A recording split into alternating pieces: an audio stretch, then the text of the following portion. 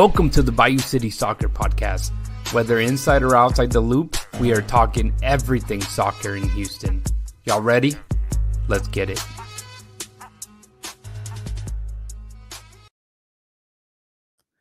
Houston, welcome to another episode of the Bayou City Soccer Podcast. My name is Rudy Segura, and I'm not alone today in what seems to be just not the best of Mondays, seeing that we had our very first Sunday night football, Sunday night soccer on Apple TV, Houston Dynamo against Miami. But I am joined by the one and only Cristian Putalia's brother. How are you?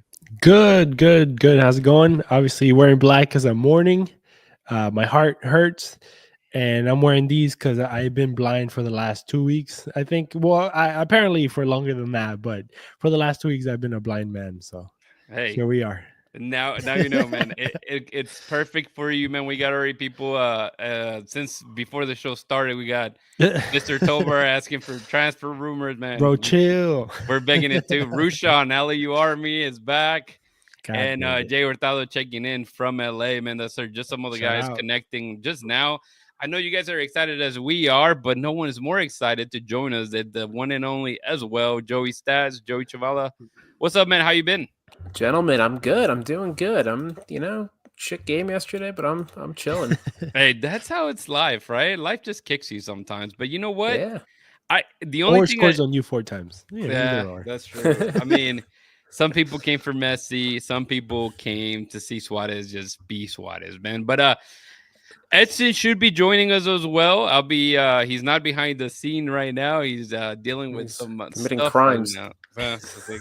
Everybody committing crimes, man. Lie, cheating, and stealing sounds like the plan here. But Christian, we do have the fan feud happening today, and before we get too far into it, as you can see, we have a few different new podcasts out there. So What? obviously, you have the Spanish podcast, which is Movimiento Naranja, and we do that one every Thursday. Myself and David get together and knock that episode out. So hopefully you guys, are out there listening. The people that have been asking for a Spanish podcast, Spanish segment that does well. I think David is really good at it for sure. And then, of course, the latest edition is Orange and Blueprints podcast, or the Orange and Blueprints podcast, which you have Manny Olivares and Diego Martinez, aka Matty, taking advantage of that podcast and man, doing a good job. They did their first episode last week. Of course, nothing happening, so we're like, dude, just wait till we get closer to the season. Two more weeks basically for their season to start for the Dash.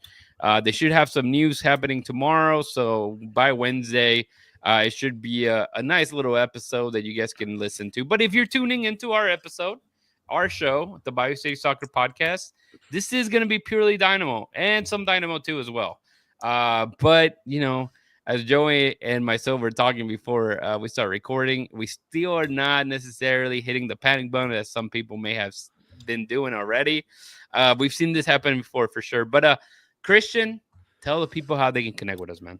Yes, you can find all the podcasts and more, Joey ratings, everything that's going on, looking forward to the weekend at BayouCitySoccer.net. You can go to social medias, X, Blue Sky, Instagram, Twitter, Facebook as well. So, and also don't forget to go to the YouTube channel. If you're listening or watching, you're probably on it. Also check out the podcast feed anywhere that you get your podcasts. Just type in Bayou City Soccer. You'll get all the podcasts there. That feed is going to have all the other podcasts in it. So just check them out over there whenever you want to, listen to some Dash stuff or some Movimiento Naranja. But the website, BayouCitySoccer.net. And also shout out to Ugly Guppy. Check them out at uglyguppy.com. And check out Elotes Bravos at Elotes Bravos on Instagram as well. So shout out. Shout out, man. Javier says, hello, guys, from McAllen. Hey. This is my first time tuning into the show. This is going to be a good show, man. I'm not going to keep the expectation too high, but I feel like every single time we always have a good show. So, again, we mentioned Elotes Bravos. Elotes Bravos is a proud sponsor of the Fan Feud. And today we're doing it, man. So we tend to push this towards the end of the episodes. but we noticed that our episodes go long. I mean, a lot of action packed. We're definitely are very passionate, to cover the team, seeing it from all angles. So we'll get started with the fan feud, man. I'm excited. I'm excited for fan feud. As you guys know, and if you guys don't know, uh, before we introduce the guys that are going to be joining us today. Elotes Bravos, for the winner, they are giving a voucher and they're emailing to you guys, whoever wins, and future winners, of course. But it's a voucher for a complimentary or a free elotes, elote in a cup, and a agua fresca of the day for any of the home or dash games that you can redeem it at. And ourselves, we're giving away a couple goodies, whether it be stickers from Bayou City Soccer. And if you guys missed it, I know Eduardo and Martin are like waiting for us, but we also have this beautiful jacket that we're giving away. We thought about it after it rained, of course, but that jacket from when it rained against FC Dallas, and this little giveaway from the dash that we have as well. So we'll let you guys in. Eduardo, we'll let you in. We'll let Martin in, but we'll start with Eduardo. He just introduced himself, man. What's up, Eduardo and Martin? Welcome to the show. Let me see if I can show everyone's faces. Let's see how this works. Oh, that's not that bad. That's pretty good. Eduardo, man, thanks for joining us. Thanks for answering the call, man. I'm excited that you are here. Edson is here as well. Edson, you're gonna have to wait it out, buddy. You're gonna have to wait it out. We'll bring you in after the fan feud. But Eduardo, man, how you been? I've been great. Born and raised Houstonian. I love the Dynamo. I've been supporting for the last 7 years straight. And yeah, man, I'm glad to be here. I appreciate your time too, and I'll be here for the future if there's any more spots for sure. Let's go, man. And Martin is the other guy, the guy facing Eduardo. Martín, ¿cómo estás? Un saludo a ti. Bien, bien, buenas noches para todos. Pues un placer que me hayan tomado en cuenta para esta invitación y pues aquí estamos. Apoyamos a Dynamo desde 2020, 2021 y pues bueno, a darle. Esta temporada a lo mejor no ha sido muy buena el arranque, pero vamos a apoyar con todo este año. Y Martín, ¿ya eres fan de Movimiento Naranja? Sí, ya. Sí. A ver si me toca también ahí participar en Movimiento Naranja. Con todo, me gustaría también. Necesitamos que agregar a algunas personas para que dejen sus comentarios también. No, es lo bonito. I told Martina, he was like, oh man, my English may not be that great. Dude, join. We pretty much 90% of the guys at Bayou City Soccer speak Spanish or some kind of Spanish. Even Dustin, man. Dustin was like eating all the Javier Macherano words in the post-game match. So, no, man, everybody's welcome, and I'm glad that you guys are here, and we'll get started, man, with the questions. Joey, you'll read the first question. We'll start with Eduardo. You can read him the question, and we'll see if he gets the answer right. Chris, you're going to have two tasks here, right? You have a timer. You know what? Do 15 seconds this time. I feel sometimes, 10 seconds may go too quick. Okay. And then when it's Martin's turn, you'll be able to translate it for him, all right? So let me go ahead. Do you want to explain how it works? Yes, yeah, that's true. I should probably, right? So the idea is kind of like a penalty shootout. Sorry. So tanda de penales. Eduardo will go first, and it'll be Eduardo, then Martin, Eduardo, then Martin. Whoever gets the most obviously wins. We'll try to do 5. If it's still tie, we'll go for a tiebreaker, and so forth. So we have about 70 something slides here. Don't get them all right, guys. Come on. Now I'm gonna have to scramble for more. But if you do, we'll come up with something. So let's get it started again. Let me see. I should do this one first. Everybody can see the slides at the slide. Okay, cool. All right, so Joey, you go first. Reading the first question for Eduardo. Here you go. All right, which Dynamo player won the MLS MVP award in 2006? I'll say, I would even say De La Costa or Ching. I'll say Ching. Ching is your answer? Yeah. Let's see what the answer is. Yeah, that's hard. He didn't win MVP in 2006. He did. Christian Gomez won MVP in 2006. No. That was the team MVP. Oh, I was talking Yeah. about MLS MVP. No. All right. Okay, gotcha. Christian. The Yeah. stats on Joey's stats. We just can't get started- past Joey's stats here, The guys. alarm started going off. All right. Christian, are you ready? Dale. ¿Quién sostiene el récord de la mayor cantidad de goles para el Dynamo? Para Martín.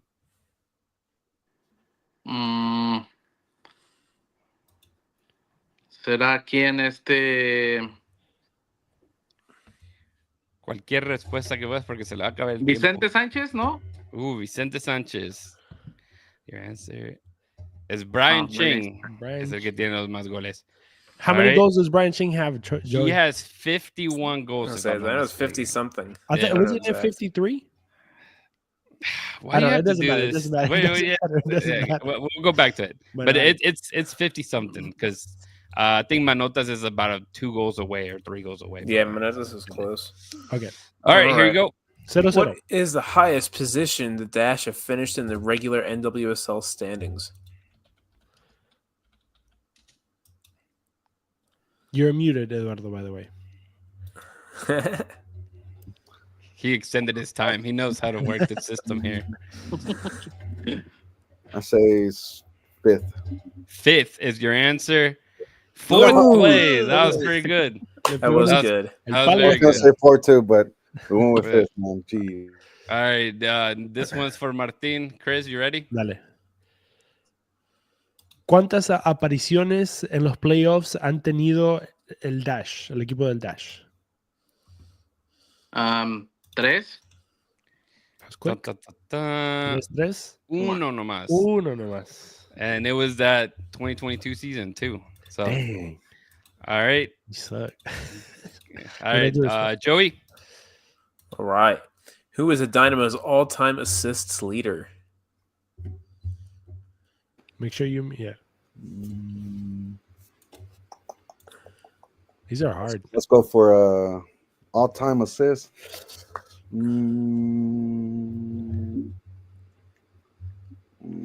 I think a lot of you just have to think of historical for a lot. Yeah, of this. that's what What was your answer? I'll go for Ching again. Let's try to Ching. go. Yeah. You got Brad Brad Red Davis. Davis. All right. See, this is good, man. This is jogs a is. lot of people's memory. I'm telling you, don't feel bad if you don't know it. You gotta do homework. We're big nerds, so most of us kind of know it by now. But all right, here you go. Ready? Dale. ¿De dónde nació la leyenda del Dynamo Dwayne de Rosario? ¿De dónde es? ¿De qué país? ¿Es argentino? Dwayne de Rosario Dwayne de es Rosario. de Canadá. Canadiense. Man. All right. Joey, you ready? De la provincia de Canadá, Argentina. Yeah, I'm ready. Canada. Canada. Which Houston Dash player was named MVP of the 2020 Challenge Cup? It's a good one. That's Joey Joyce keyboard. I actually have no idea who it is. I have a guess. There's only like I 2. think I know who it is. players I in can't there. even find it online. All right. All right. Eduardo, What you got? who is this? Throw name. Just throw a dash name. Diesel. I really Diesel. Nah, I really can't think of on 2020 Dash team. I really can't really. All right. Yeah. Is it Rach? Yeah, the answer is No, Rachel Rachel. Daly. Rachel? Yeah. Either her or Groom. That would Oh yeah, I was thinking her or Shay. Yeah. How many penalties have you shot? He Ese es el cuarto. he de just Eduardo. started the 5th one, right? Okay, Yeah. the 4th No, one. Sorry. that was the fourth one. Fourth That was the one. fourth one. This is All a right, good one. Martín. Creemos en ti, Martín. Venga. Dale. No sé cómo traducirlo. ¿Cuál es? A ver, streak. What streak? Invicto. ¿Cuál es el invicto más largo del Dash? Racha invicta del Dash. La más larga. ¿Cuántos partidos son? Un número. 10 juegos. 10 juegos. La Bueno, respuesta es 5 juegos. Oh, les tuvo mucho confianza al Dash. Sí. that's a tough one. Yeah. I sometimes it's funny because when I write this, I'm like, man, the Dynamo ones, they're easy. And then I realize they're not that easy. All right. Here you go, Joe. Quinto All right. penal. Which goalkeeper has made the most appearances for the Dynamo? Ooh.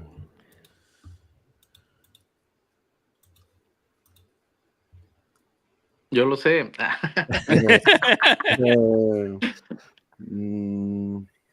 Like we try to make them historical and also recent, especially. If you're in the comments, also throw the Yeah. answer.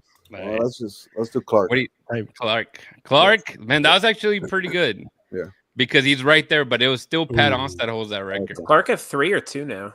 Because Tally Hall would be behind, right? Is I would Tally Hall have still said 2? Tally. no, I think Steve is right behind Onstad now. Steve Yeah, is that's not a 2 now? lot. Okay. Yeah. All right, Chris. Bueno, si Martín hace el gol, gana. Okay, dale. Toda la presión a Martín. ¿En qué año el jugador Damarcus Beasley, obviamente de la selección estadounidense, vistió la camiseta del Dynamo? Oh, crap. 2013. 2014. That was All close. right. Palo. It Okay, keeps vote going. sweep. It Hay keeps que darla por going. buena. All right, let's see. Joey. Golden goal? Oh, yeah. We'll see. What is the name of the Dash's supporters group? Oh, that's a good one. They have like a main one. We don't count the other ones. Think of one that sounds like it's theirs. He's like, what's the supporters group? Do we give hints or no? All right, I'll tell you what the answer is. Not it's- the answer. Hint.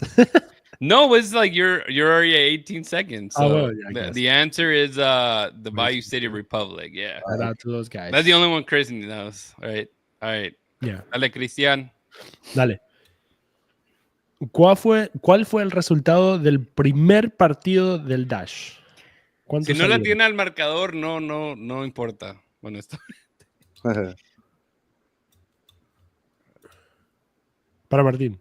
Ah, A ver, sí sabe. ¿Perdió? Perdió 1-0 loss to the Portland Thorns FC. Does that win? Does that win it? I mean, it depends how. It's a loss. Technically, Yeah, that wins it. Yeah, was it's it. a loss. Yeah. So Martín wins it. Yeah. Martín, ha sido el ganador usted. Muchísimas bueno. gracias a Eduardo y a usted.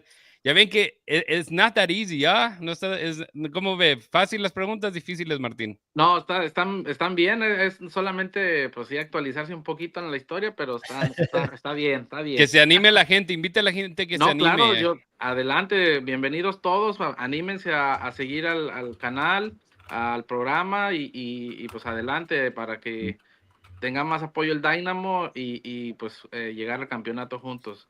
Muy bien, muy bien. Es necesario para la ciudad.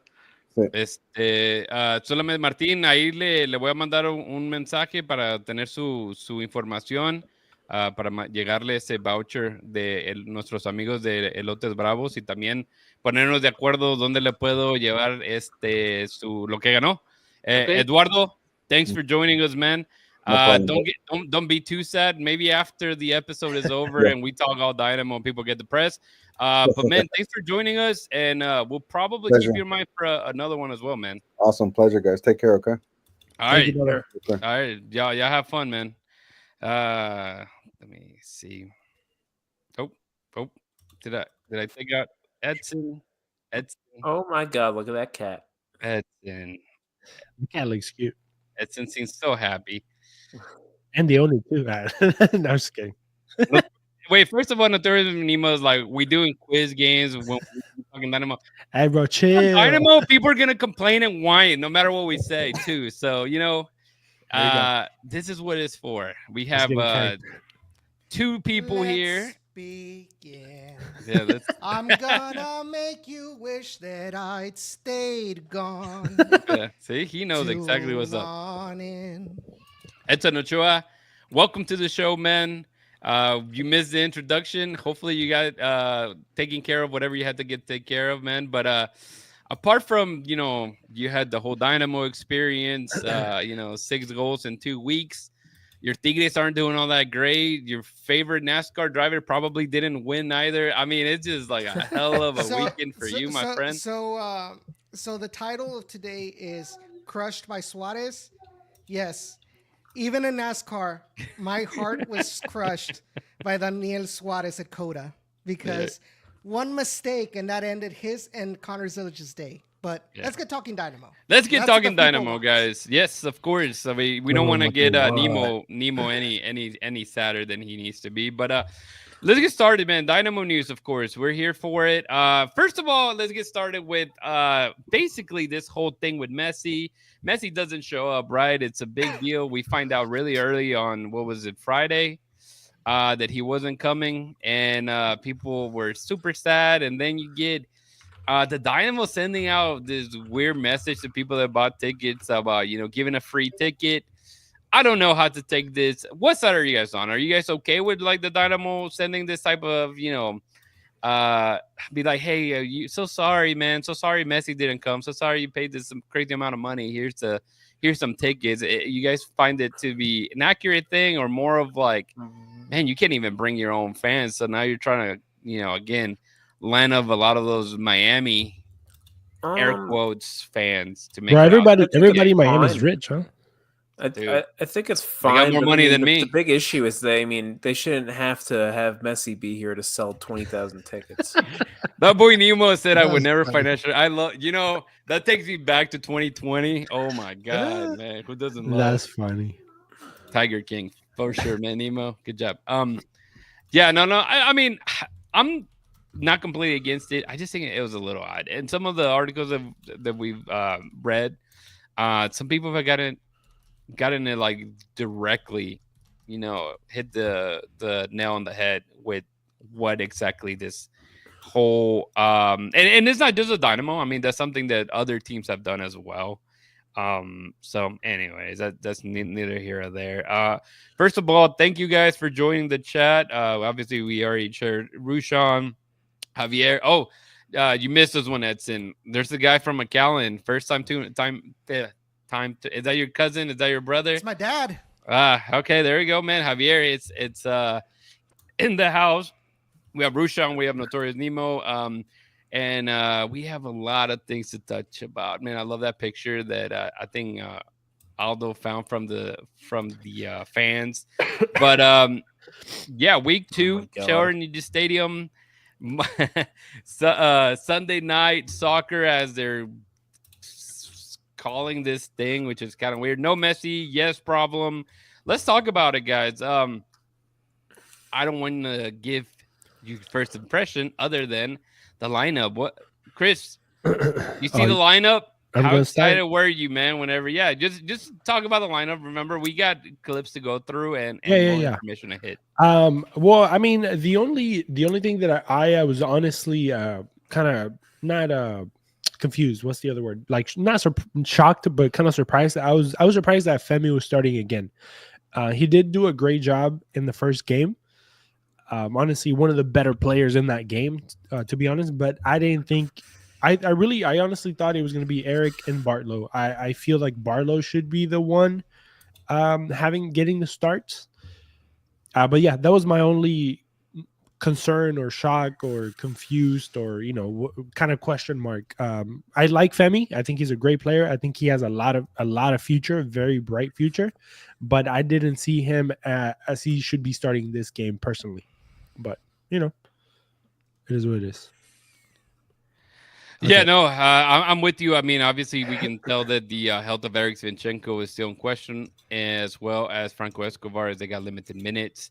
Overall, I mean, what can you say? I think maybe Femi, maybe Bartlow instead of to pair with Svinchenko. But you see the lineup, and I mean, that's probably the best you have right now out there. Wouldn't you agree, Joey? Yeah, that's the best lineup they had. I mean, again, you can make the argument with Femi and Bartlow. I mean, I was speculating that Femi was going to be the starter, and I think he earned it. I mean, Bartlow had the bad mistake in the first game, and Ben talks about you got to earn the right to play, and Femi played really well in the first game. Bartlow not so much with the game losing mistake. So I think he earned it, even though it was maybe a bit of a big task for Femi in this type of game. But I still think he was one of the better players on the field. I mean, it's not really. You can't really say anyone was very good in this game, other than. Well, we'll get to that later. There's a few players that were decent, okay. So Femi wasn't the reason they lost the game. Of course not. I mean, but he played part in there's the first issues. goal, To me, the very first minute, man. I mean, I had to clip it because it gave away exactly what was going to happen the rest of the game. Underway on Sunday Night Soccer in Texas. You have it for less than 6 seconds, and Bassi gives it away. That right there was in this match, and they didn't the entire game. And they didn't touch the ball for another whole minute, by the way. Because it shows that they weren't concentrated. Simple as that. 100%. 100. 1,000%. Dago, thanks for joining. Everybody's batching us, man. What's up with that? I thought you guys liked to talk about Dynamo, guys. Come on, man. First minute to me, it was like, what the hell's happening? And you guys know my standing on Bassi, and I'm not gonna even talk about Bassi this game. I mean, there was other things about that, but 5 minutes in, first mistake right here. Yeah, it goes more to it. Segovia scores. The short passes and touches. Back giveaway there from McGlynn. That's Segovia crazy. in. Segovia scores. There's a lot to break down there. Oh, for sure. It was a problem on opening day for Andrew Tarbell and the Houston Dynamo. It's a problem. Harry looked at Tarbell like, fuck, dude. I think give Inter Miami a ton of credit because the moment this ball is played back, they're immediately in good spots. Kramaski deflects it, then immediately a good touch from Suarez. Dude. Suarez is just how fast he did that. There's a couple plays that even Ponce had one in the second half similar to this, like the ball line to him. Right there. Perfect. So, yeah, for sure. This is everybody break it down. So Escobar passes it terrible back to from everyone, really. Of course. Let me get something on my chest from last game that I wanted to say, and I probably said. And you guys were, especially Joey, I just wanted to make the point that there's situational soccer, right? Yes, your whole game plan is to play short, play side to side, play out the back if you need to. But there's times that you just have to there's no options. Keep the shit out of the ball. That's all you need to do. There's no option there. I agree. I mean, but just even look at the off-ball movement. It's terrible. See, what is Escobar doing? But you spent a lot of minutes last week saying that he was right in trying to fight. Bartlett was trying. Yeah, because that was an opportunity when the pass was on. He just hit the ball wrong. This time there's no pass on. Escobar is way too narrow there. The second that pass left his foot, he should have been going wide. He did. Absolutely. He does go wide. He takes a second now. No, look right there, wide open. Yeah, he does, but it's not quick enough. No, I see.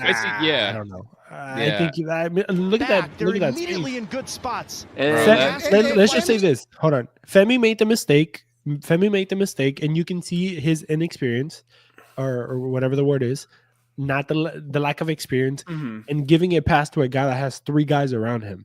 When obviously Escobar was wide open, or at least he was opening up, and also Escobar is literally telling him, boot the ball, which but he's a kid, as we said with Barlow. Those are mistakes that are going to happen just because it's a team that wants to play out the back, which is funny because we always talk about playing out the back, and then when we hear from Ben Olsen, he's like, boot the ball. So we'll get that. I'm so confused. We have that clip for later on, but McGlynn too also makes a big mistake there too, because 100%. Because McGlynn, when he receives the ball there, instead of trying to make that wrap pass, he could have gave it back to Femi, who could have played it back out to Escobar. That could have been the play.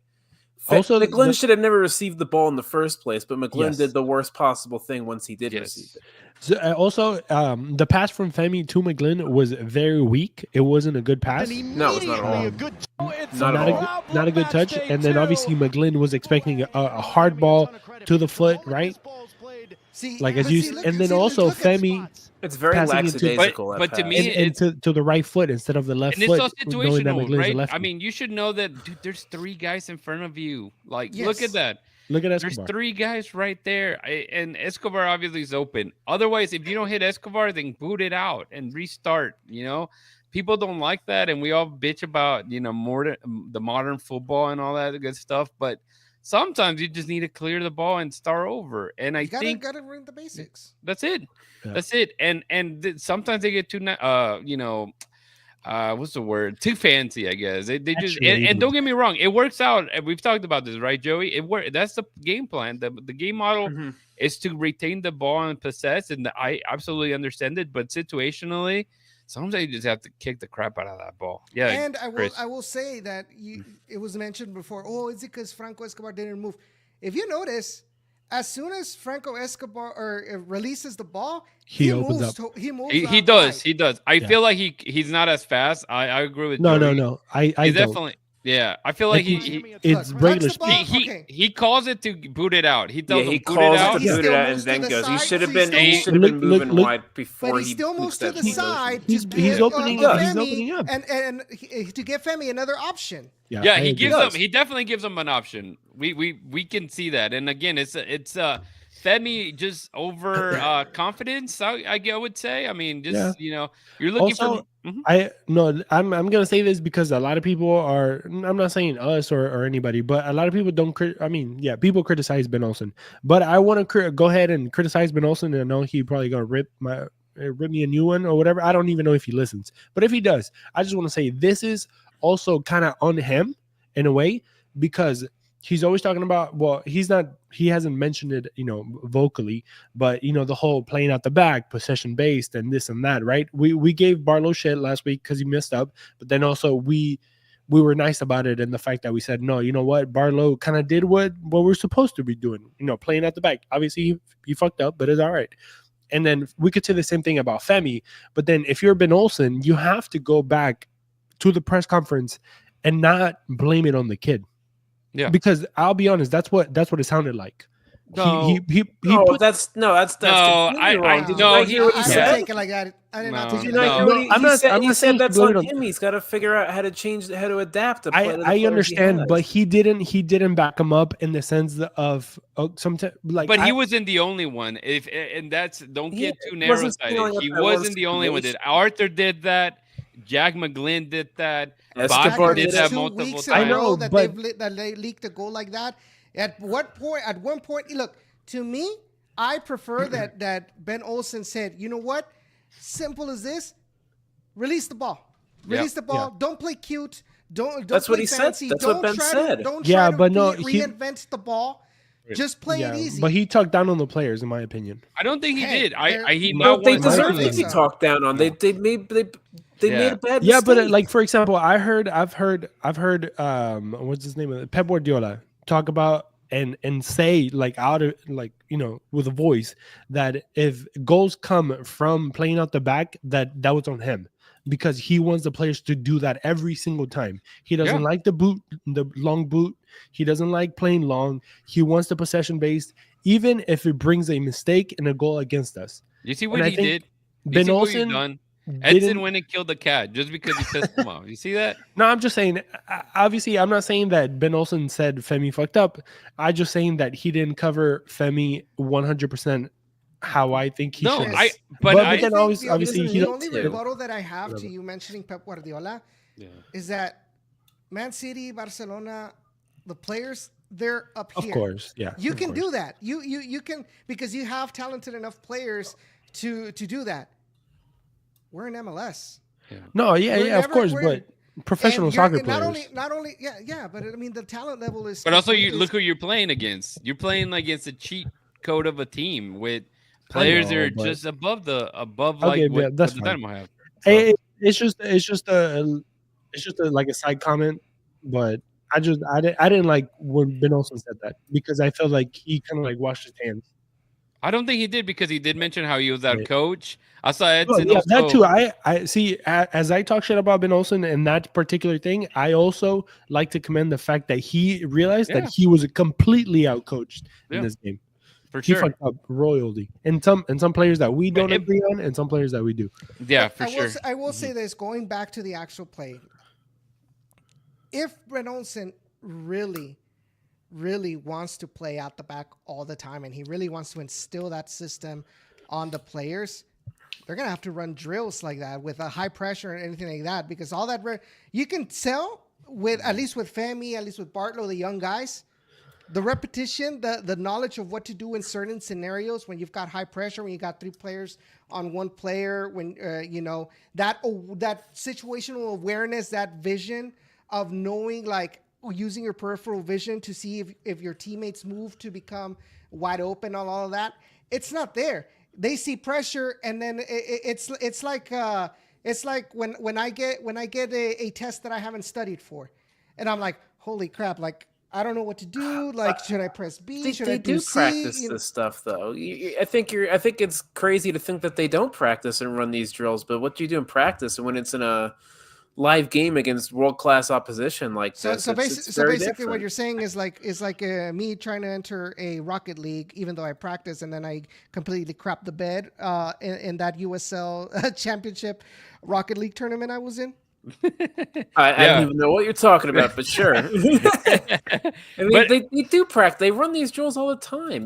They've been running these. Bartlow's been running these drills for 3 seasons now. Yeah. And I was gonna say, obviously, we'll continue to move on. But in the sense of the worst thing, and we talked about this, and every article we talked about this last week when we were previewing this game, the type of mistakes that they made against Dallas. If you did them against Miami was gonna punish you, and that's what happened, right? I mean, you got it on the 5th minute. Overall, then they played well for 30 minutes in a way, just because there wasn't really that many attacking plays in Miami. Granted, there was like basically 0 for the Dynamo, except for 1 shot by Arthur late, I think like the 35th, 36th minute. But obviously, there is another Miami goal that comes in the 36th, 37th minute, and this is what it looked like. If I can find it, here you go. Into space, Suarez one touch on, trying to spring Allende. Sviatchenko chasing. Allende on his left. Oh my god! That's just beautiful. What a hit! Yeah, that was sick. You just don't save those. Okay, you don't say. Maybe you don't save those, but in my eyes, I do feel like leave this right there. Oh, you're gonna mark out Sviatchenko? Yes, Sviatchenko completely gives him the space to do that. Yeah. And not only that, keep going on that play. First touch from Suarez, but Allende. Look right there. So instead of him following Allende to try to continue to force him, he makes a little curve towards his goal. You just gave him a whole a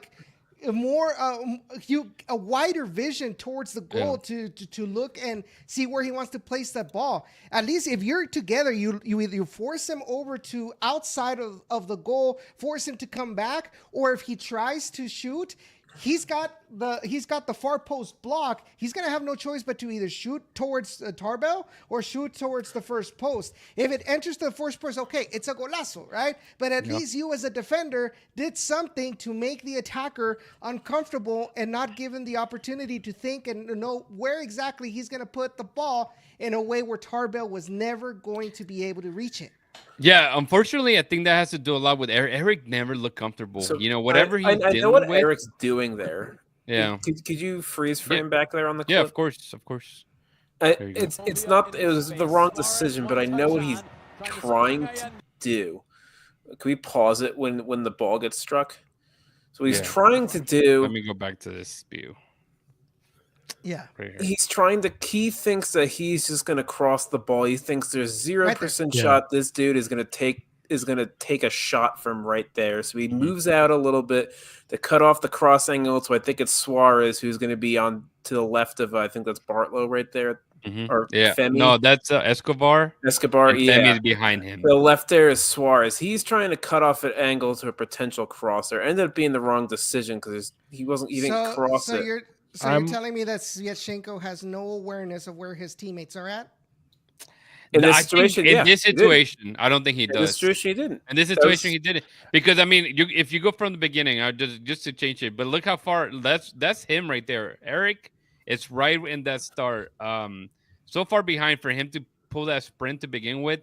That type of sprint is something that Mikael will literally take care of, no problem. And the Dynamo don't have that right now. Mm-hmm. So that's So what if you Eric. That don't was what was have going through that- Eric's mind. It was the wrong decision. That's what he's trying But to. yeah, do. I So if agree you don't with have what you that, why said, do we continue to play with a high line?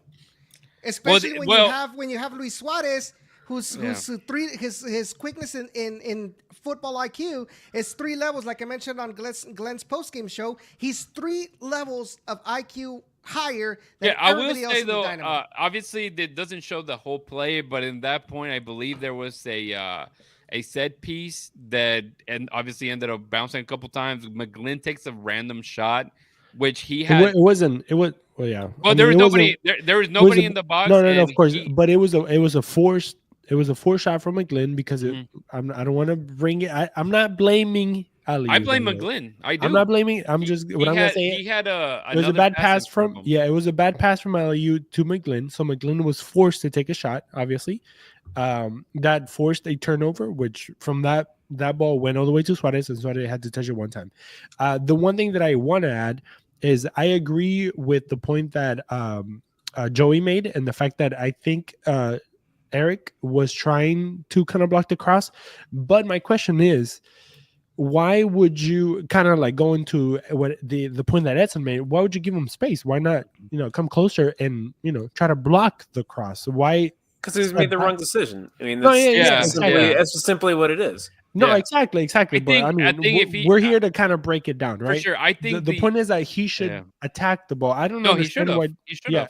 I don't understand how defenders back away. Like that one, like Edson said, it's one of those that you've been there before, right? You've seen those type of plays before, and 99% of the times are probably crosses. You don't expect this dude to hit a banger, and I had blamed Tarbell for other stuff, but he was positioned well for this shot. It was just an impossible shot for anybody. Yeah, no keeper saving that. That was some people blaming Tarbell for that. That's no, absurd. I don't blame Tarbell for this. Somebody did. You can't blame Tarbell for either of those first 2 goals. Somebody that I'm not looking at.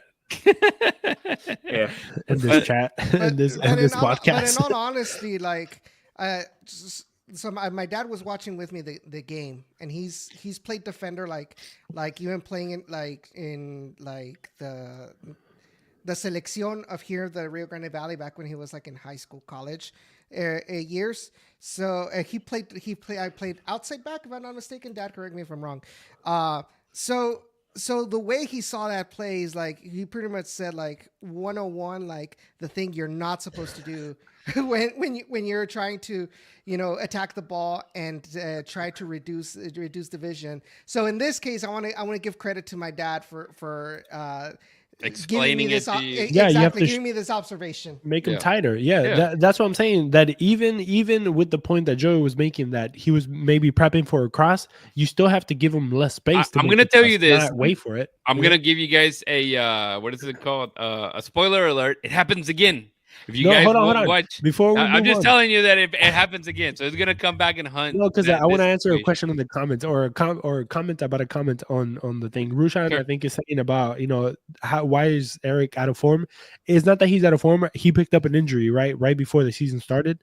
So he also didn't have a full preseason. He was dealing with getting a green card as well. So he was gone for over a week doing that. So he missed a week a week and a half of preseason and was out with an injury for last week. So we're not covering for him, but yeah, exactly. I'm usually very critical, but I do understand that, to be fair, regarding what we saw last week against FC Dallas and going up against who we're playing this past Sunday, Ben Olsen thought, okay, I'm going to need more experience in that back line. Maybe he rushed him back. Sviatchenko is not 100%, but I feel at least with his experience, he'll be able to guide Femi a little bit better to be able to defend against Suarez, against and the rest of Inter Miami. Yeah, I think the upside between Barlow and Femi right now is probably Femi has a higher ceiling for sure to being.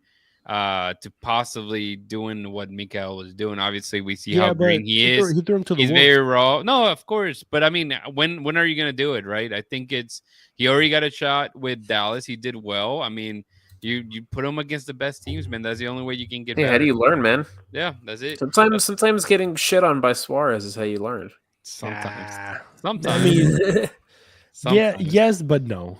Sometimes. I you understand. gotta I screw up understand to the learn, point. man. No, of course, but I mean, you can't just be. If you're like I said, no disrespect to Femi, but he shouldn't have played this game. Yeah. But But again, it's it just- goes it back is what it to is. But at beginning of the season, beginning of the season, it's just that I don't like to lose, He even if it's earned the right to a- play with his performance against Dallas. yeah. I don't know. I honestly don't, and I'm not saying that he didn't earn it, and the fact that he didn't play good. I don't think he has the experience. If you're going how to do a you game, gain the How do you get experience if you don't experience play? then? Number one, but and we're number trying to two, win we're gonna- games, guys. Yes, Like, Chris, but okay. we're not trying to learn. Okay, in let these Edson. fucking Edson, games. I feel like Okay. Edson was going to answer this correctly. Sorry. Okay, Chris. What? Number one, yes. How else he's gonna get experience? Number two, seeing the performances from them two in the past week, you say you're obviously Bartlow lost his right to play because I you don't say, think so. well, okay, we need. Why not? Look at those mistakes that he He did one mistake. Yeah, one more than Femi. Yeah. Yeah, That's but like- I don't. Yeah, I don't one think. more than Femi I was don't almost think. flawless I don't against think Dallas. one. What makes you think when you're going up against when you have to be at 100%, and you got to make as little mistakes as possible, and you see the scale of a mistake that Bartlow made. Obviously, you don't want to run the risk. You're gonna play the kid that played better, right? Now you're gonna pair him with an experienced player, and you think, okay, maybe this is gonna work out, right? But honestly, to me, if I was Ben Olsen. Yeah, I would put Femi. I would put Femi because he knows that with FC Dallas, Bartlow buckled under the circumstances of high pressure. With that train of thought, with Femi messing up in the first goal, Femi shouldn't start the next game, and Bartlow should because Yeah, he I played think better. if Eric Vichenko is healthy, you put him. So then and you just keep Barlow. rotating depending on mistakes. You keep Because rotating you don't players. have anybody right now. Oh, yeah, Like, that's the how it partnership- works, man. That's not how it works. You play like crap, you don't play the next. that's- You don't play yeah. the next game. If you play great, you play. In the It's next about game. consistency. We gave the same crap. But the when consistency Nagamura was here, guys. Vichenko and Mikael. That's the Right but now, you're look- trying to find but that we don't- inconsistency. You're trying to find And out who's the guy. It's a tryout. It's a tryout between. It's a trial, but you're Femi dropping points. and It's a Bartlow. 34-game season, Chris. We can't do gives a anything shit? about it. Who else I are you like going to to put in win. though? Yeah. Who else are you going to put in? You have Suarez, you have think that- Bartlow. Does the Houston Dynamo win this game if Ethan Bartlow starts next to Sviatchenko to start this game? They do not. Hand to God, hand in my heart. Yes. No. Okay, so if you Oh, they don't. okay. They don't lose for one. I They can don't lose for one. probably They get don't lose for behind if one. you want to put Steris as center back. I can probably Yes. get behind it. Yes. I mean, But I you also have to remember that Franco Escobar is coming off of an injury. and that, So you yeah, need to have exactly. somebody behind him in case Stearns something also happens has to not Franco played Escobar. well at center back in a long time. We haven't seen Steris start games in a row at center back in 3 years now. It's been since 2022, and he wasn't very good that year either. I don't know. Everybody's Oh, like long almost time. Chris. Chris already like 2 games. I mean, it's an option. I'm gonna give you that, Chris. It's an option, and I it's don't like we say, Bro, it's Bartlow easy, has it's so easy much to break experience. down, but you got to bring in solutions. You brought a solution, so I commend you for that. Yeah. and I just it's I a just don't valid think. solution, right? Yeah. But it goes back to, again, you still rotating. If you're thinking of who you're putting in, you're still rotating that chemistry, like as Joey and Edson are mentioning. I think at this point, look how many Mikael and Sviatchenko played center back together for like 70 games. The last 2 years and a half or however long they've been. That's a lot. I mean, that's Whenever somebody that's would come crazy. out, who would come in and play? Bartlow. Mhm. Okay, there you go. Yeah. So who's the next person that should get that spot? But how else are you Bartlow, going to but give if- but- yeah, talented but if Yeah, players? but play Bartlow better. got the chance against Dallas, and he screwed it away, and Femi took away with it. You got to earn it, man. Because okay, so but look at it this way. It goes to the same argument with Aliou. Aliou hasn't earned it. Here. Yet Like, he still fucking plays just because we don't have anybody there. There's a difference. Okay, like let's fine. go to the third goal. Let's go to the third goal because it's gonna answer some of those questions that you have. Agree because to disagree. Even players that don't tend to make mistakes, like Arthur, making a mistake. I mean, dude, let go of that ball. You can play simple. Taking it away, leading the break. Yes, the goal itself, right? I mean, yeah, ricochets. Femi kind of messed up. Yeah. Femi messed up twice. Big time. Where are all the center defensive midfielders? Exactly.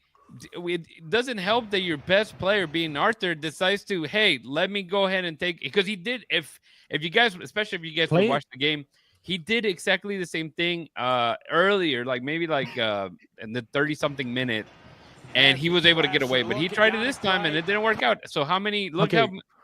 Yep. Question. What is?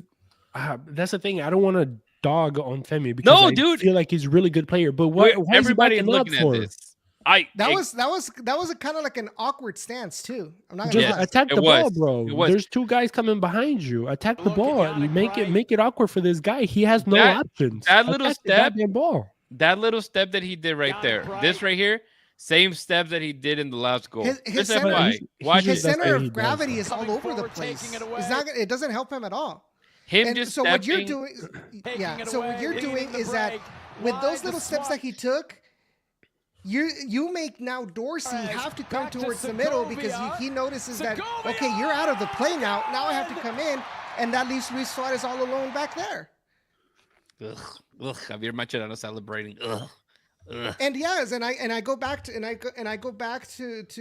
my argument. Where the hell were the center defensive midfielders? Because you've got your defensive line taking care of the first line of attack, but then there's nobody that followed the other players, including the goal scorer, from that second line of attack for Inter Miami. They had all the space in front of the goal, and there was nobody to even tickle them to make them uncomfortable. Yep. No.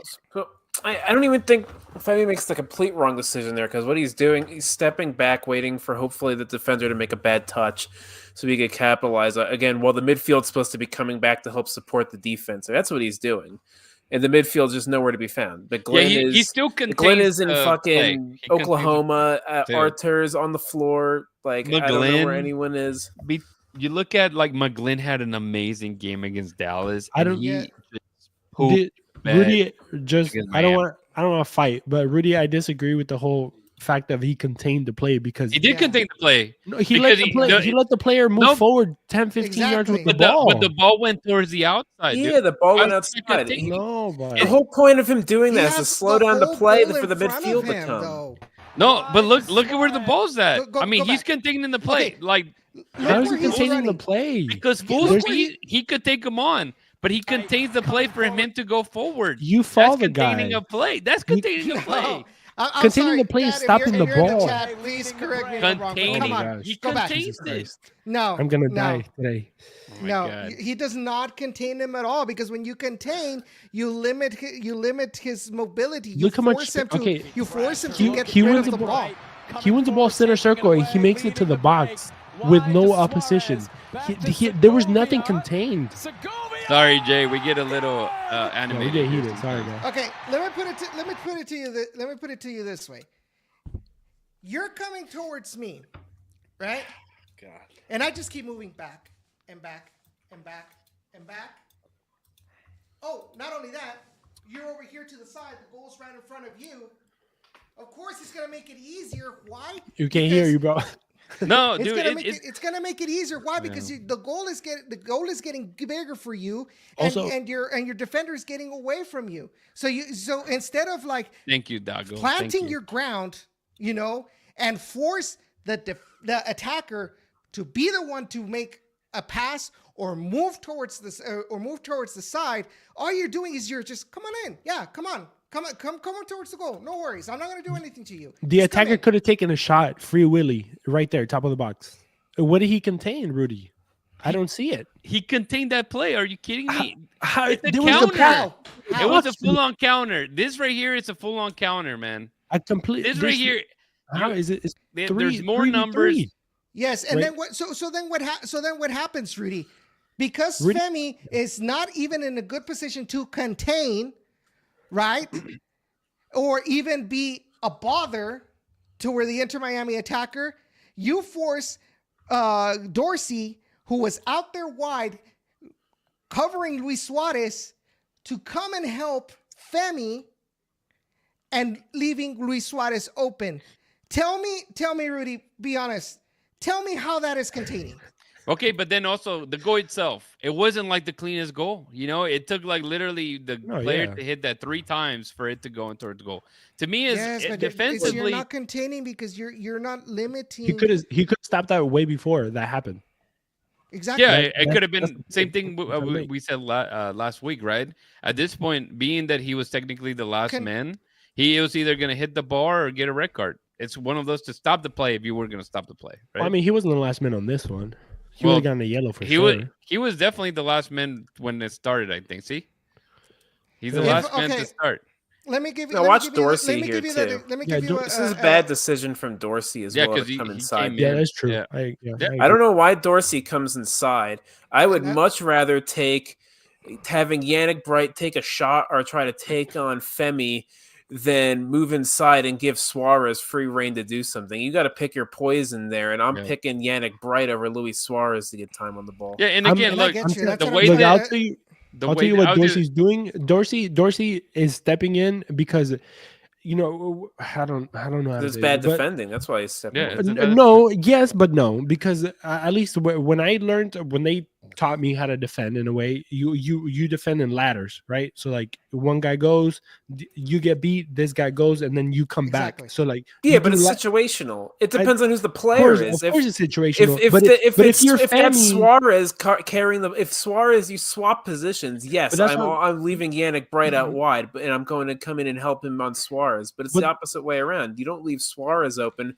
to try to make a double on a guy who's frankly not that great of a player. I mean, Yannick Bright, he does all right in their system off the ball, but he's not a fantastic star player. I know, but if Femi steps, you force the attacker to go either one direction or the other. You throw him off balance. Therefore, Dorsey now is the new last attacker. So like you're staggering your defending. But he didn't beat Femi though, because Femi never pushed forward. Femi stepped back and Femi was giving him time. Time who? Which is bad defending. No, Femi was bad too, but Dorsey made it worse. Okay, I agree with you, Joey. I agree. Can we move on? I feel like it's getting very repetitive. We can't move on. It's bad defending by everyone, but Dorsey did not help the situation there. You don't double team Yannick Bright to let Suarez get more time. You don't do that. One guy that didn't really do much, and he did not attack the ball well in the offense, but found himself offside, of course, was Ponce. Game was 3-0, 61st minute. That's a great defensive line, by the way.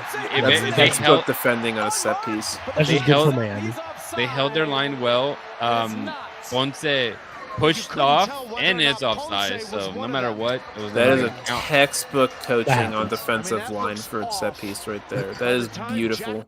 That was perfect. Yeah. And then we'll go ahead and skip. If you guys want to continue to talk defense here, let's go with maybe to a fault this one here. Too much this offseason, this preseason. Leave Suarez wide open. He takes everybody on. Suarez! Yeah, that's just. I mean, no one else in MLS is doing that. No, of course not. But like I said, if it was deja vu with just we're talking about the how Femi's moving his feet. Watch this again. Watch Femi come and just do a little shuffle side to side. Arlo has no clue what he's doing. They steal his freaking lunch.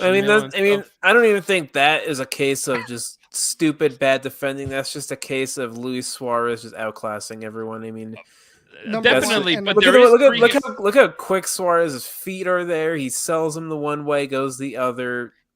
blasted on his left My foot. big issue Absolute here is rocket. that they left. Look how they just left Busquets hit him Yeah, directly. the midfield's the biggest Arthur sin needed to here. be in What? front Where's of that. McGlynn? Who's McGlynn marking? What is anyone doing? They're all just kind of ball Arthur watching. realized it's so late. So question. So here's another question. Why is it that no Okay, Dynamo player gets in front of the Notorious Nemo hit it on the dot. We got no clue. They don't. This whole game, it was like, what the hell's happening? This is They were not the containing Dynamo him, we bro. know. Literally This is not the everyone Dynamo was we ball. know. Ponce, Kovalchik, McGlynn, they're all ball watching. Arthur tries his best there. He's 2 behind the play, and then Femi and Bartlow just get outclassed. That's just really what happens there. Yeah. When your midfield has no presence and Luis Suarez gets a chance to even go 1v1 or 1v2 in this case, he's gonna beat you because he's Luis Suarez. Yeah, and you have to be like Barlow specifically. Yes, it is Luis Suarez. Yes, he has all this, technique to him. But dude, you have to commit. Yeah, if he would have hit him and gotten a penalty or a foul, it's fine. But at least you attacked win for it.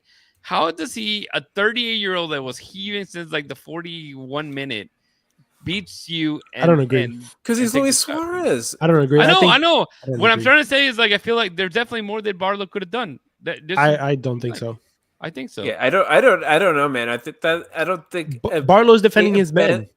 I don't think a defender of Bartlow's quality is going to do anything more there. That is true. Maybe it's just the simple fact that Luis Suarez is up here as a player and Bartlow is here. That's just what that was right there. And also, Barlow's defending his men. Barlow's defending his men, going one direction, and then he happens by chance to hop in across one of the. Look at that shot too. Like no one. I don't think another striker in the history of Major League Soccer is hitting that sweetly on their weak foot, just cannoning it there. That shot is insane. Tarble even gets a hand to it. It just goes right through him because it's just so powerful. So this is the thing about Luis Suarez. It's like we say in Spanish, cuando ellos van, yo ya vengo. O sea, like when Bartlow and Femi are barely going, Luis Suarez is already coming back. He's already like I said, like his IQ is just he's 5 steps ahead of everyone else. Exactly. Yeah. And here's another thing. This whole play could have been avoided if can you put the replay real quick? Yes, sir. Just at the beginning, before they even execute. Okay, I want to say that's Kovalchik. Yes, it's Kovalchik in front of boot in front. And then it's Kovalchik and McGlynn are the 2 guys ball watching right there. And then the midfield shape is completely abysmal. But here's the thing. Kovalchik was starts right in front of the ball. Stay there. And he's just moving away. How is it that they just didn't give a shit at that point players, in the game. Why is it that you're playing against people that you're supposed to showcase so that people continue to come for the rest of the season, and you give them this garbage? Are you serious? They didn't care? This is the point where you should care. Of course. I totally agree. And that's why, in reality, that's exactly why. Hit him. Que pase, desgraciado. Anyways, but no, it's true, dude. It's one of those things that, go for it. I'm going to keep banging on Femi because you guys are... Okay, go back, if you don't mind. Go back to before the ball goes through, and we're talking about Femi earned it, and we're talking about how Femi played a really good game, Barlow didn't, which is completely fine. I agree with that. But also, this is where you see the inexperience of Femi, because he is looking at the ball being passed to Suarez, right, and he doesn't step up right away, knowing that his midfielders are not in position. He is the one that has the vision of the whole game basically in front of him, and he should have stepped forward to Suarez, trying to anticipate Suarez, knowing who Suarez is, knowing who you're going against. If you're a center back, you have to be at least attempt to be ahead of the game and try to get to Suarez. Suarez receives the ball, he steps forward, steps back, step forward, steps back. If you're a center back and Suarez gets the ball, you have to commit and go all in.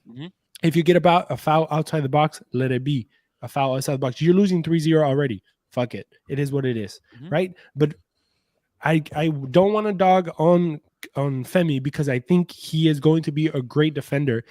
And I understand you guys are saying these are the learning moments that he has to earn and whatever. This is professional soccer. These things you should already know. This is not recreational league. This is my only comment to that. Yes, but not everybody is a good player to that extent, as like they're saying. Broski, this is professional soccer. If you're in a professional level, you're getting paid thousands of dollars to play soccer. You need to know where your vision is, and you need to know when to step up and when to come back, when to contain and when not to contain. I'm just saying, people are getting paid money to play soccer. Obviously, I always use myself as an example. I know, obviously, I'm not pro because I'm talking shit here on a microphone. But my vision of play, if I'm a center back, I know that I have to step up to this ball because my two midfielders are not tracking back. My two midfielders are being we talked about Arthur being shit. We talked about McGlynn being shit. I think they should get the most shit, to be honest. Arthur right? overall, he's the captain. He should be the main guy doing the work. And we get it. He was game stretch and all good stuff. And I was one of those guys that I would defend Arthur because I think he did a lot because he didn't have people around him to kind of help him out. So he was being stretched or whatever. He did have a shit game as well. But if you're those center backs, obviously a lot of the shit is being put on the center backs, which I don't think they deserve it. But at this point in time, they are the ones getting the shit because at the end of the day, they are the last line of defense. They got exposed. But this is where you see the inexperience of Femi showing up like very clear. All I'm saying is that if Femi starts next game, then the point that you guys are making that Barlow didn't earn his starting spot this game goes out the board. Because if Barlow making one mistake doesn't earn him with the experience that he has with more than quadruple, like he has like 20 MLS games already under his belt, and you're going to throw a Femi to go against Suarez in his second professional game, I think that's Ben Olsen's fault. And I understand we're trying to teach him. We're trying to, grow him. We just sold Miguel and, Cinderella story coming from Dynamo Dos. He's 5.5 million. Okay, my question. Let's finish. Femi is not Miguel. Who were you going to put then? Who would be your starting Barlow center backs? And Eric? Even though he's not healthy, he's only playing 45 minutes. I mean, he already played. That's my point. So I'm talking about like this game. Then play Barlow Stairs. Yeah. I mean, we already knew Eric was going to start either way. Yeah. I mean, obviously that's your center back. One thing that I had mentioned at the beginning of the season is you need him to be healthy. And that so far is not happening. But let's move into, man, we got a couple topics to hit still. And the only bright spot was that obviously Laredo comes in. Between Laredo and Dueñas, they came in and they played very well for the minutes they got. I told I was with Dustin and I told Dustin, dude, who would score first, McGlynn or Laredo? Asking him. I told him I think Laredo's gonna score before the game, and Laredo gets a goal. Their changes. You get Dueñas.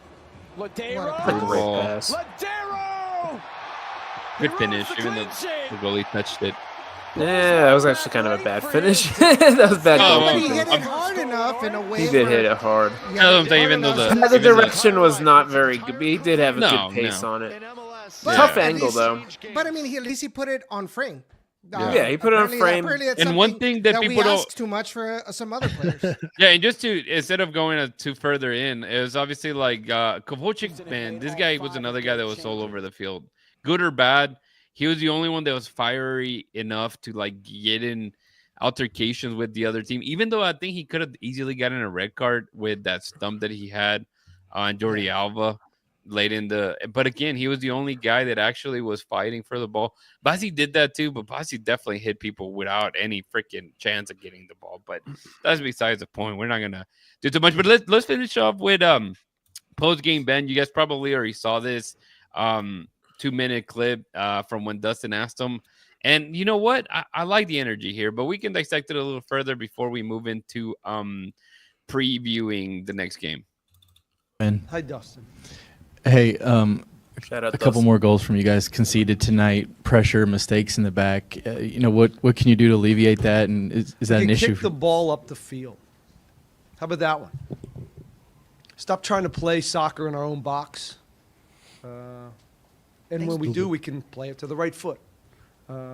We can do a lot. Fair point. We can make a better decision and not put people in tough spots. This idea of earning the right to play, right, is something we live with. A lot of teams live with. And we still want to play soccer. We still want to be brave. But you don't just step on the field and have teams allow you to do that. And you have to earn it. In particular, when you're a team in transition and you're not a well-oiled machine and it's early and you got some young defenders out there and you're figuring yourselves out. So you stay in it. You figure out ways. You have personality to hang in there, and you don't piss away goals in the way we did and put ourselves behind. So now we have to stretch against a very good team. We were outcompeted, right? By essentially not the best version of Miami, right? They also played some new guys. They're good, and I think we were outcoached. Outcompeted and outcoached, not a good recipe. So that is, not a way to have success against, one of the best teams in the league, and then you gift goals. So a little bit of all three of those is why we're sitting here at a 4-1 loss. That hurts. No, let me say something. I was wrong. I take it back. He was for sure not He blaming didn't throw anybody. anybody under a bus. Yeah. And I think you got that spot on. Yeah. So obviously, like I said, he never has said that he wants his team to play out the back. He just has said that he wants his team to be a possession-based team. Mm-hmm. But I agree 100,000% that sometimes you just gotta fucking boot the ball. So I take it back, but I still think he got out-coached. So. He did. And, he admitted and it. I said that, and I said that last week about not playing out all the back all the time, and I got flamed. Mm-hmm. Me too. Me but, too. what can I we said say? that. It's on him. It's situational. They should It's play out of the situational, back. of course. In that situation where Febby there, he should not. I don't He think wasn't playing out the back. It was kind of like a pass from Escobar. It was obviously a different situation. So technically, he wasn't playing out the back. Playing out the back means from a goal kick. Me personally, I don't think every goal. No, you're still playing out the back. No. Obviously, you're playing out the back because that's the position it was. But I'm just saying, when I say playing out the back, I'm talking about specifically about goal kicks. Just kind of clarifying that when I say out the back, I just mean goal kicks. Obviously, this happened to be a situation that Escobar got the ball wide and he kind of played it back to Femi. Mm-hmm. Just clarifying for myself. Not No, I think obviously we see social media, man. We see everybody getting into this craziness of shout out to you, Joey. Sorry, Joey. I kind of run the social media on one end of the stick, so I see. But at the end of the day, man, people just lose their mind. I mean, they already won Ben Olsen out. We won so much. That's Get dumb. the guy out. I mean, that's too extreme. You guys forget that, this is not 2023, the first season that Ben Olsen took charge. They lost the very first two matches. Granted, they were both away, so we'll give them that. But they lost against Cincinnati 2-1 and then in New England Revolution 3-0. The year last year, I believe they also only won one game. Only 1 point. Which it was they played in Houston. They tied Kansas City, the home opener 1-1. They lost to Red Bulls 2-1 after that. March 2nd as well, to be kind of funny. But it's one of those that don't lose your shit right away. Edson. So me personally, because I'm not all 100% orange glasses, as you probably already noticed. Yeah. I've never been. But I will say this. While I understand that it's still very early in the season, after this game, have you ever seen the movie Airplane with Leslie Nielsen? No. There's a very funny scene where there's this woman that's freaking out in the airplane, right? And so then this other passenger just goes to her and starts like shaking her and slapping her, like, get it together, right? And then all of a sudden, this other passenger comes in and does the same thing, and then the camera opens up and there's this huge line of everybody like just wanting to slap this lady, and that's how I feel. Like I just want to slap a lot of these players to wake up. Like I understand it's early, but at the same time, we don't have the luxury, even though as benevolent as the MLS playoff system is, we don't have the luxury to just give away points. This isn't charity. The stadium is not called Dynamo Charity Stadium. It is Shell Energy Stadium. And from what I saw on Sunday, we had no energy for most of the game. Mm-hmm.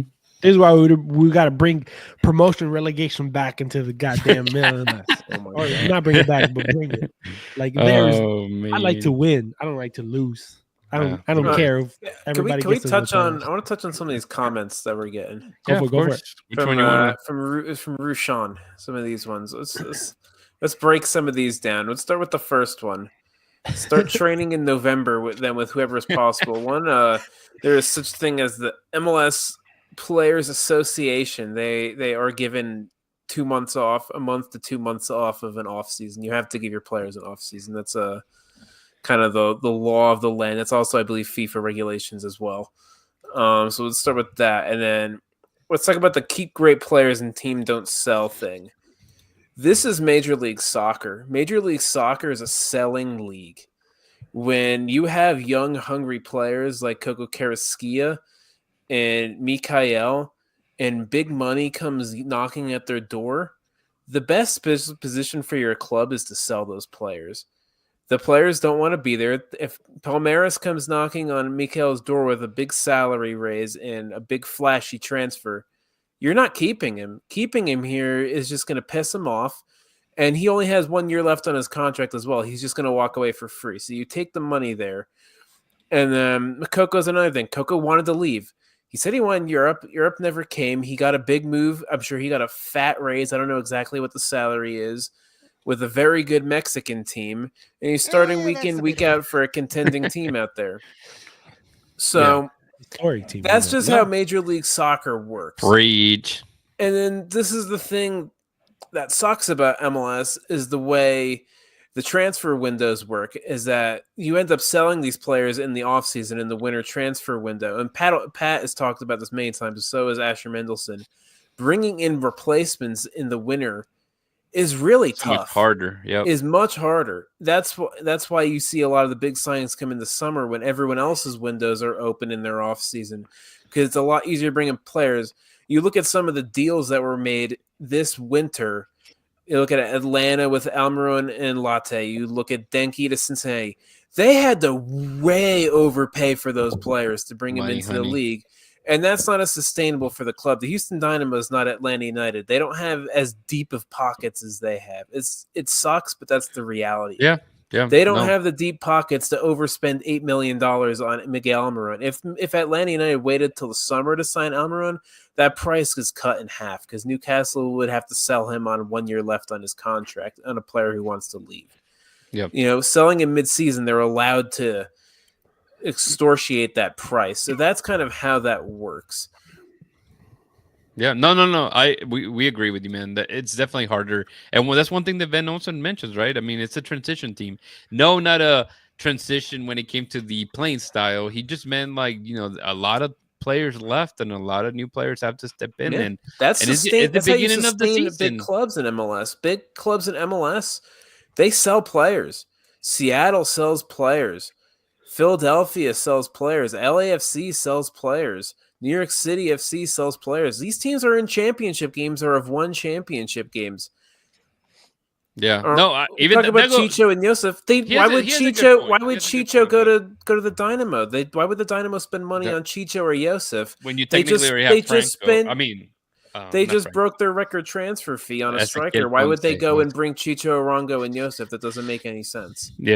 Yeah, no, for sure. All right, guys. Not even that great of a player anymore either. Yosef's kind of washed. Let's we're okay in timing, trying to get under 1:30, but let's move into this week. Just quick rundown. I mean, obviously a lot of changes by the time this game gets kicked off on Saturday. This is how we didn't know if Messi was playing or not, for all the people that were trying to see him, including myself. But yeah, they'll be taking on Wake 3-man against a very good opponent in Columbus Crew. Games early at 1:30 p.m. Central Time. So chances for me to catch it are slim now because I may be going to the Houston Rodeo around that time. So yay me. But just a little bit on Columbus Crew. I did put their current form. Obviously, they beat Chicago 4-2 to open their game. I mean, this is a top team. I mean, the Columbus Crew again. They've actually won some stuff, unlike Miami. But that's neither here and there. So and then they beat New England. And then they play. Yeah, they'll be playing Champions Cup tomorrow at 9:30 p.m. against LAFC. And then obviously it'll be the Dynamo game before that, and then they'll play again the week after or that too. So obviously similar situation per se to like Inter Miami is, even though Inter Miami's taking on I don't want to be completely disrespectful, but a weaker team in the Jamaican side in comparison to LAFC. But yeah, the last starting 11 that they used was this one here with obviously some players that we are familiar with is Diego Rossi, and they lost a lot of key players. Obviously Christian Ramirez left for Galaxy, and then Cucho was sold to Real Betis, but they're still winning. He played really well against Real Madrid the other day, by the way. I don't know. And they won. I heard they won. Cucho balled. And so right now they're sitting in second in the Eastern Conference, while the Dynamo are last in the Western Conference. Don't look now. Don't cry. Please don't yell at us. It's not our fault. But Dago, yeah, maybe a DP10. I don't think they'll wait till the summer. It looks like they're really are trying to pull the trigger on this. But this is the predicted starting lineup. Obviously, Chris is not going to like it because we still have Femi on there, but you have Darbo, Morseeds. I'm just saying, it's not that I don't like it. I'm just trying to use the logic that you guys have. I mean, I agree with you. I put Barlow in there. I would. Yeah. This and really it's a predicted starting lineup just because this is the what I've been doing is just using the lineup they used in the last game. I mean, it's reasonable. It's reasonable. And then I also think when they're playing against a striker with a big physical presence like Jason Russell Rowe as well. So I think Bartlett was also a little more suited for that type of game. Yep. And let me see what else we have here. Yep. Anyway, so what are you guys predicting? I know it's early. There's still 6 games till then. You think they finally get some points? I mean, again, this could be a team that is heavily rotated for their matchup that is coming up against LAFC. We know how of a brainiac Wilfred Nancy is. Obviously, a good coach. They're playing at home. I'm going to say the Dynamo lose 2-1. I think they find a way to score, but I think there's still no points for Houston in week 3. Joe, you want to start? Your thoughts on that? Well, I mean, this is gonna be a hell of a training week for the Dynamo. You know, Ben Olsen's gonna absolutely drill the shit out of them this week. So, and then it's gonna be interesting because I think what happens on tomorrow's game against LAFC is gonna really impact the way they rotate for this game. My guess is they'll probably have a little more of a rotated lineup. So I'm gonna go bold. I think the Dynamo are gonna win 1-0 on the road. I think we saw last year the Dynamo were better on the road than they were at home, which is weird. Yeah, because it's not very Dynamo like. I'm gonna go with a little win. That's why I'm gonna go 1-0. Just to clarify these. So obviously, I don't like losing either, right? Yeah. No, I don't. One of the things I was in the small flex. I was in the radio booth with Cesar Procel calling the Spanish game with him and Daniel Mejia. And then after that, we actually with Samara Lopez. That's not her last name. Perez. Yeah, I was close. We're gonna have her soon too on the show, so you guys stay tuned for that. But Samara Perez, and she got to talk to Arthur at after the game. We got to get him. We got him on the field. We, as in she did, and he was basically talking about personality of the team. Like these guys, like they need to find themselves as persons, as people in the soccer field. And I think we also heard Steve Olsen, Ben Olsen talk about finding personality, finding being passionate, just kind of caring for this team. Yeah. I think the only 2 players that we saw kind of fighting for things were Escobar, as he always does. That boy's crazy, and Kovalchik too. That boy was trying to fight everybody, right? Mm-hmm. but I think the team doesn't have that. Like you didn't see that from McGlynn, you didn't see that from Aliu, you didn't see that from Femi, you didn't see that from Eric. I feel like he wasn't like loud enough this game. I don't know if he's because he's still injured or whatever. But I definitely think it's the injury, man. I think that muffled him. I'm gonna give Eric the benefit of doubt in this game as a whole. And Dorsey was pretty vocal, right? He's very like fan favorite, like rounding up the fans. But he also kind of felt quiet too, in my opinion. He just kind of wasn't in the game. So yeah, obviously.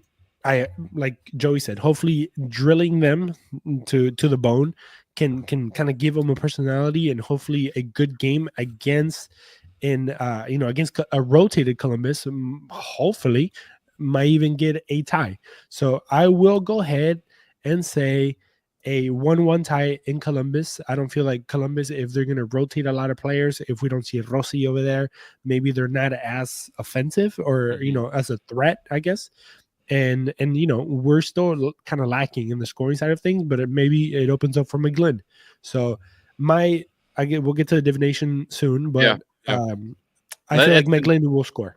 Let's finish with Edson. Edson, what are you thinking for this match, man? Nothing but pain still? Pain. I'm still I've been This is the thing about the podcast. We have to be honest, and it's like you said, dude. We don't wear orange glasses the whole time, right? We have to be sometimes look at We have to look. I mean, we cover the team for sure, but at the end of the day, we have to be realistic. So when Edson saying last week they were going to lose 3-0, you were right. You were probably the only one that said. Well, I think there was a couple others that said they were going to lose, but that bad, I didn't see it. I was thinking 1-1, thinking 2-2. And I said it was going to be terrible. And I felt that was very, I honestly, after I gave the 3-0, I thought I was being benevolent. And it turned out that it did happen. But it sucks because I'm 2 weeks in a row where I've mentioned something in my prediction that came out to be correct. Because remember against Dallas, I said Dallas is always going to find a way to mess up something for the Dynamo. Late. Exactly. And for this week, I'm going to go 2-0 loss. Okay. Yep. And we knew it was going to be a rough start to the season. Rotated players, injuries, settling people, bringing people in that still have to get adjusted. Jack McGlynn wasn't going to throw the team on his shoulder off the bat. You know what I mean? Yeah. And we're still rotating players, and we're literally going against the best teams in the league. Yeah, I was gonna say just to mention, like obviously Rushan has like how many points in March. I mean, you do obviously have Columbus Crew, then you come back home and play Real Salt Lake, then you go to Seattle, then you go to Portland, then you play LAFC, then you play the Gal. I mean, it doesn't get any easier, but that's the schedule, right? That's who's in front of you at the end of the day. So you're hoping that your team it's cohesive by the time it gets going. As Ben didn't say anything wrong. Everything is true what he's saying. So at the end of the day, she just want the team to find the chemistry after all the players that departed. And I want to mention, I think Dago, you mentioned it about Panosa seems content with the current lineup. I don't think he does. That's very incorrect. Yeah, I don't think he does. I think they're very vocal, but that's not the case. Yeah, even Asher has mentioned how they really they're pushing to get obviously that DP10 that they keep talking about. They wanted to get him before the April or the window closes in April. Yes, Chris. No, it's a question. It is a question for you guys. A true, honest question. Okay, let's just say this DP10 comes, right? Where does that person fit in, right? Like tactically to you guys. I would put him in either as a 10 or on the right. Yeah. Like if they go in as a 10, then you move Bossy to the right. Bossy or right, you leave Bossy in the middle. Yeah. So we're taking out Kovalchik basically, right? Yeah. Possibly. Okay. Yeah. Mm-hmm. Yeah. I mean, Ben said in the press conference the other day they're going to get a few more guys in. I think definitely the needs are let's get that DP attacker. Should they sign Blessing? Blessing? This is no. Yeah, is that a guy that you were bringing? Ladero squashed that. And then, I'm just curious. Let's get a center back in.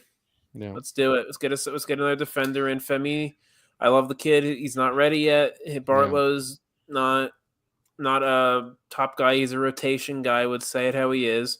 Yep. Steris just really isn't a center back at this point. So let's get another guy in. Maybe it's Felipe Andrade. I don't know too much about him. Maybe he's the guy. He's going to play with Dose for a few games and come up. Yeah. I don't know, but they need to get a center back in.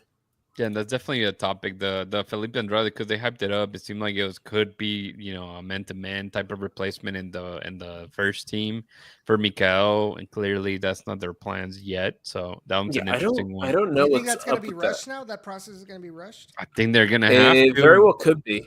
Yeah, I think they're gonna have to, especially with what you're seeing, and more than anything, apart from Femi, I think to me, like Femi, obviously is gonna get his time and he's gonna make mistakes, but to me, the critical thing there is Sviatchenko's health. I think, if you're relying on him to be the veteran to kind of hold it together like he's been doing, I don't know. Can I ask a question? Because I know you guys are a little bit more knowledgeable than me as far as like MLS rules and stuff like that. So my thing is, so they're sending Felipe Andrade to Dyna Dos in order to get experience, in order to get some match fitness in. So my question is, considering the Dynamo Dos season still hasn't started, the Dynamo's already underway. They have a need in the center back position. Why didn't they just put him into the first place? Is it the fact that if he plays with the first team, he's not able to go back down to Dynados, or why? No, he could go back to Dynados. Yeah, I think there used to be a limited amount of loans that you could get a year, but I think they're more flexible in that. He signed an MLS contract, but he got sent down to Dos originally, but he is on an MLS contract. I believe that they did that initially for cap purposes, because now they could go ahead and allocate either Ladero, Siegel, or Eric Duenas to one of the supplemental slots and bring Felipe Andrade in at a later point. So I think that's why they did that. It's kind of some cap manipulation. MLS is so weird, bro. Yeah. All right, Chris, hit us with your. All right, let me ask one more question. I'm sorry. All right. I know. I really like this podcast. I'm just saying. I know. I like you guys, and I know you guys want to go to sleep and stuff, but get it. Rudy's done. No, it's actually a question for Rudy. What are we thinking about Tarbell, Rudy? Not like honest question. Yeah, no. I mean, Tarbell to me. Do we need a new goalkeeper, or do we just ride with Tarbell? No, I think you do need a goalkeeper of the future. I think Tarbell has.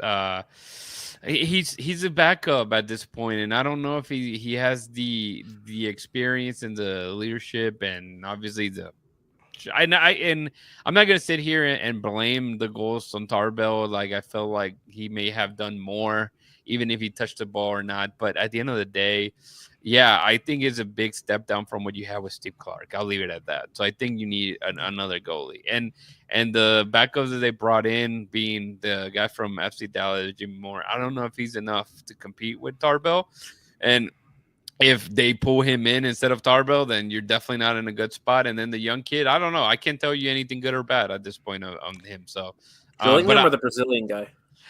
No, the Brazilian guy, he's definitely unproven and out the radar in a lot of aspects. But the guy from Creighton, I can't think of his name. But anyways, yeah, he could be the guy for the future.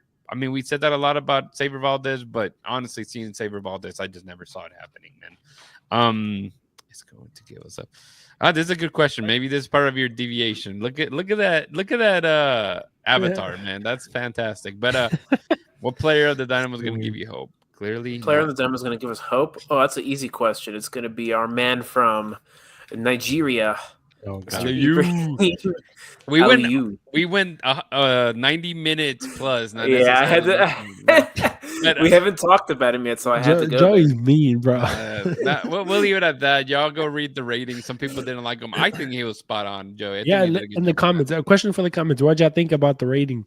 Yeah. Joey gave Aliu 6.5. I still haven't read them all. I'll be honest. I need to get to him. Oh, Aliu played a fine game. Who did you give the highest rating to? Ladero. Ladero got a 7.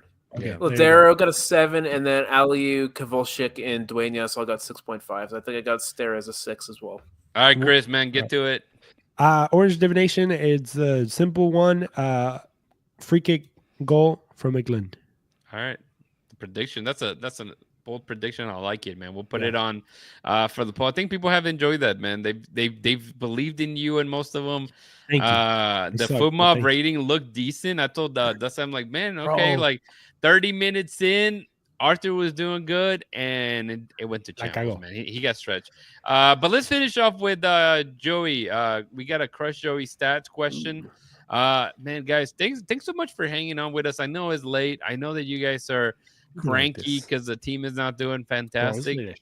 I hope that you guys enjoy our what's it called, opinionated back and forth, and we try not to keep it like, it's all nice and dandy. At the same time, we do see everything that's happening, and we try to be as honest and blunt. And like Joey's ratings, man, I think sometimes, and I told this to Chris, I'm like, we have to not focus on just because you don't like one player throughout the whole thing. And that's how we try to keep it every episode, right? I think you have to see it fresh. We praised Femi last week. This week, he may have got a little bit of blunt of it, but it's just because it's a game-by-game thing, right? At the end of the day. But Joey, here you go. Crush Joey stat. Let's see if we get him this week, guys. Right. What we got? The question is, as of today, who is the oldest player to have scored for the Dynamo? Vicente Sanchez. DeMarcus Beasley. B. Maynard Figueroa. C. Nicolo Dato. And Vicente Sanchez. Joey, that was fast. D. And I will add, look how close he is. That's pretty close, man. Look at that. That could have gone either way. I didn't realize Minor was that far up in age when he scored. I mean, I know he was old when he got to Houston, but I didn't realize it was that close. And same thing with Beasley. Look, I mean, it's pretty damn close. And I put this question because Laredo he's top 4 now as of today. Good question. That's a good question. I actually forgot Figueroa even scored for the Dynamo. He did. I was a big Premier fan League legend. Premier League legend. But Christian, man, tell the people how they can connect with us, man. Yes. Website is BayouCitySoccer.net, guys. Don't forget, check out social media, X, Facebook, Blue Sky, Instagram. If you are here on the YouTube channel, don't forget to give us a like. Go ahead and rate and subscribe if you haven't. Also, something that we really, really want you guys to do is go to the podcast feed if you haven't yet, and give us a review on the podcast feed, either Apple or Google, wherever you're listening. If you are listening to this, just let us know what you think, and just say something nice and give us 5 stars. Obviously, anything that you guys all the reviews help the show to get boosted and stuff like that. So it kind of helps us to get sponsorships and do a lot of cool things as well. So do that. Go to BayouCitySoccer.net to read all the reviews. Go look at Joey's ratings and tell him how much you hate the 6.5 he gave Aliu. But other than that, check out Ugly Guppy at uglyguppy.com and Elotes Bravos at Elotes Bravos on Instagram, guys. Yeah, guys, thank you again for keeping up with us here on the chat. I know it's late, but we've had like near 200 people come in and out of the stream, so that's fantastic. And of course, if you missed it, man, go back, check it out on YouTube. Just hit the live tab, and you can find this whole video there, or you can find it on the podcast feed wherever you listen to your podcast, man. I'm a big Apple guy, so that's where I tend to listen to mine. But actually, one plug there, man. Wherever you listen to, if you do listen to the podcast, go in there, give us a rating. 5 stars will be fantastic, but we take what we get. So 5 stars or nothing. 5 stars or nothing. We have people who do like beautiful comments and they give us a 1 star. It's like, man, you guys are just you guys are rude. Somebody said that we were cute and then they left us a 1 star. I was like, obviously not that cute. But man, guys, thanks again for joining us. We appreciate it. Until next time, y'all, don't forget to hold it down, keep it forever orange. Peace.